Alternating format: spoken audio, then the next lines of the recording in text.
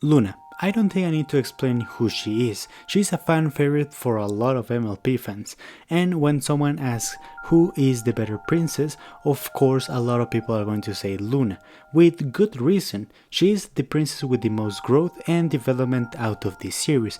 Not only that, but she is also the princess with the most episodes in the series, compared to Celestia and Cadence.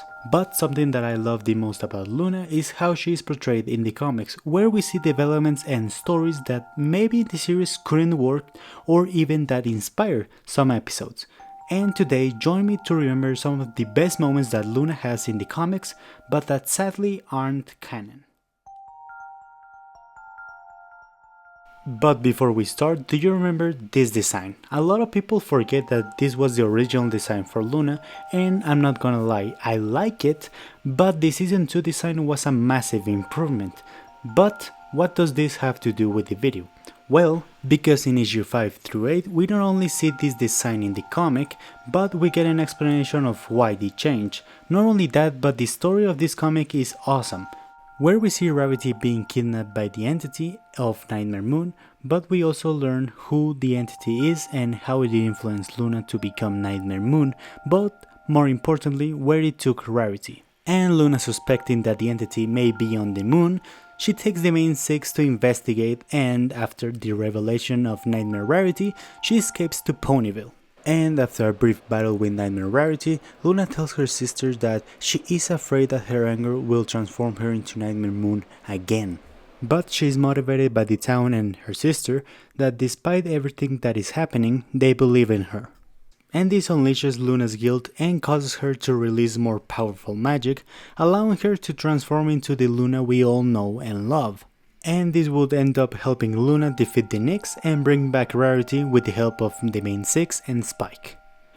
And overall, this is a pretty good comic, where we see how Luna left behind her fears and guilt for having been Nightmare Moon, an arc that, yeah, we would see later in the show, but that in my opinion doesn't compare to the emotional story we saw in this comic, and even filling the gap between the different designs, which is appreciated. Unnecessary, but appreciated. And we continue with Friends Forever issue 7, where we see Luna struggling to figure out how to be funny for Chocolat, a celebration that her sister created to keep all the ponies calm and happy after the defeat of Nightmare Moon, where we see the more goofy side of Celestia, where she makes everyone laugh and showing them that she is not always the serious ruler that she seems to be.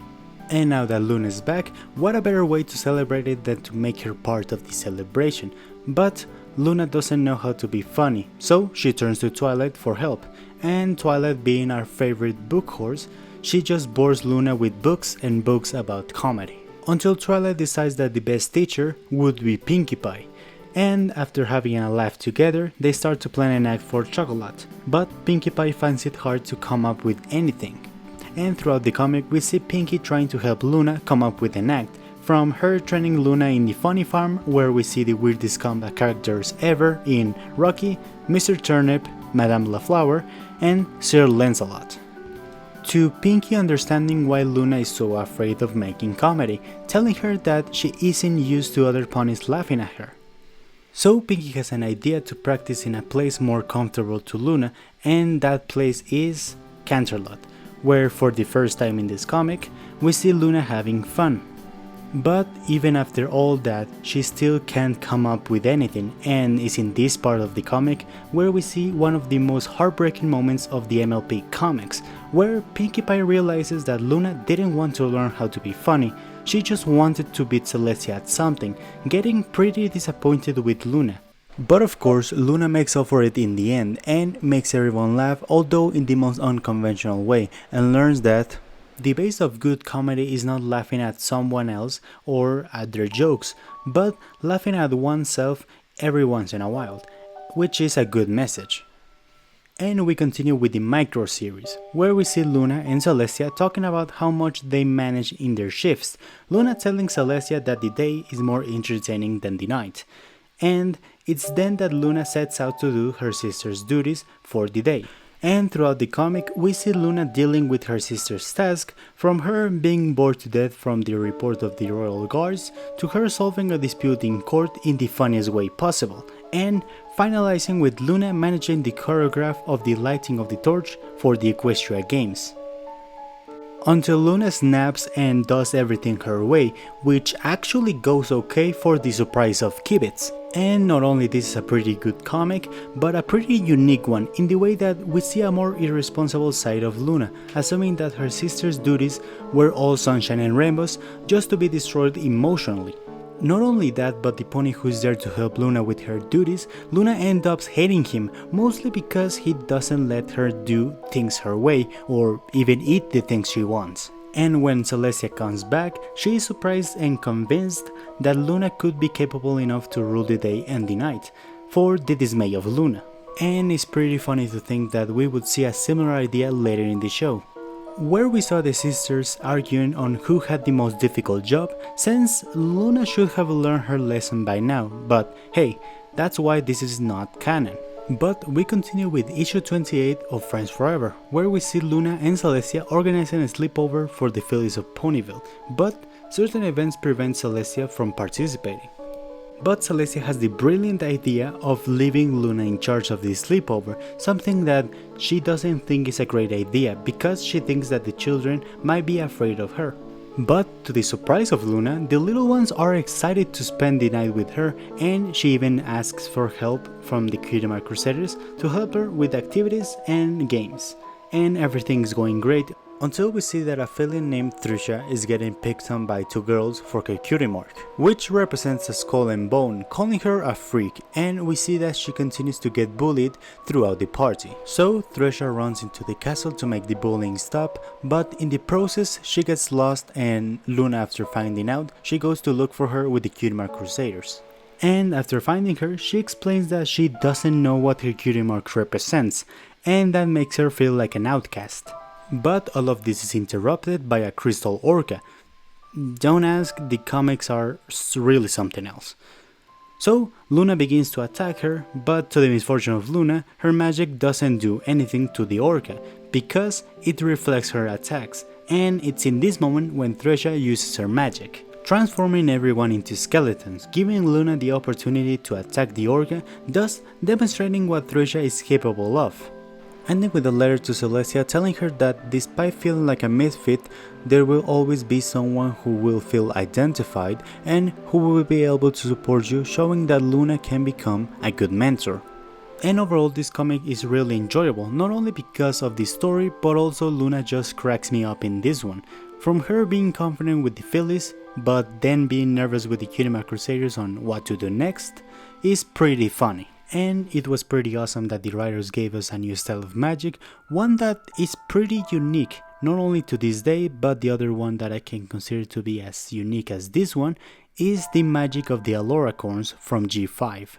Overall, a pretty good comic. And we move to our final comic, which is Friends Forever issue 20, and this time Luna is paired up with Discord, who is spreading chaos around Ponyville without him knowing it, since he only does it when he's asleep. So Princess Celestia sends Luna to help him, but Discord won't let her enter his head. But given the situation, he decides that it would be best to let Luna enter this one time. And when they enter Discord's dreams, we see how twisted and strange they are, from office ponies trying to make him mature and grow up, to him working in an office where Celestia is his boss. But Luna manages to save him, and we see them passing through a hallway of doors that lead to different dreams.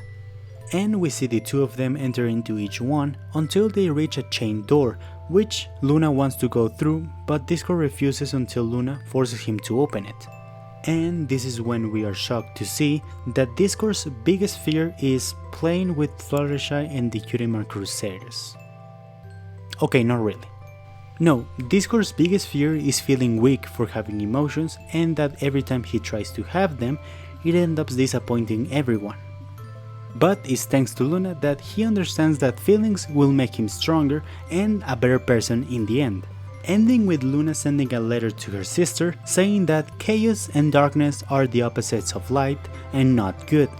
This being a perfect example of how Luna has come to reflect from her experience as Nightmare Moon in order to be able to advise and guide others like Discord and to not get lost along the way. And it's nice to see that this comic not only adds to Luna's character, but also discourse, exploring their relationship and struggles, and it's nice to see that Luna sympathized in the end with Discord. Overall, if I could recommend one of the Friends Forever comics to any newcomers, I would recommend this one. And those were the best moments of Luna that sadly aren't canon. Overall, despite these moments not being canon, I feel like they are important to Luna as a character, because we see that she's more than a reformed villain. She's a sister, a mentor, and a friend, even more than we saw in the show. But what do you guys think? Do you think these moments should have been canon? And what are your thoughts on Luna as a whole? Remember to leave it down in the comments. But before we end up the video, I just want to say that thank you for 300 subscribers. I really appreciate every single one of you. It doesn't matter if you've been subscribed since the beginning or since yesterday. Thank you, and hopefully we will be more in the future. Thank you guys, I'll see you in the next video.